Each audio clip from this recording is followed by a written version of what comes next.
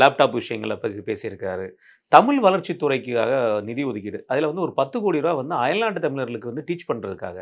அங்க உள்ள குழந்தைகளுக்கு தமிழ் கற்றுக் கொடுப்பதற்காக ஒரு 10 கோடி ரூபா ஒதுக்கிறதா சொல்லப்படுது. இங்க இந்த இருக்கிறவன் தங்கிலீஷ்ல எழுதினுக்கிறான். ஆ இந்த ஐடி விங்ல இருக்கிறவன்லாம் தங்கிலீஷ்ல திட்டுனுக்கிறான். அவனுக்கு ஏதாவது தமிழ் கத்து கொடுக்க தமிழ் சொல்லுங்க. தமிழ்லயா திட்டுவான். சந்தோஷமா இருக்கு. என்ன திட்டானா படிக்க முடியலங்க. ஆமா. அவன் போடுறான் படிச்சு பார்த்தா அது என்னன்னு புரியல. தமிழ கூட எழுத்து கூட்டி படிச்சிடலாம்னு சொல்லி இதில எத கூட்டி தங்கிலீஷ் என்னத கூட்டி பண்றான். அவன் இஷ்டத்துக்கு தானே டைப் பண்றான். ஆமா.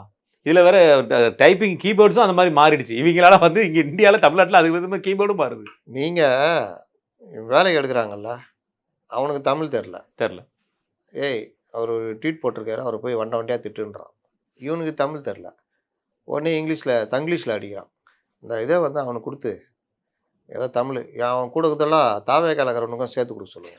இந்த ஜான் ஆரோக்கியசாமி ஆட்கள் கொஞ்சம் பேர் இருக்கிறான். அவனும் என்ன திட்டுன்னு தெரியல. எனக்கு அந்த வகையில ஒரு சந்தோஷம். நீ திட்டுனது புரிஞ்சாதானே புரிஞ்சாதானே கோவம் வரும்.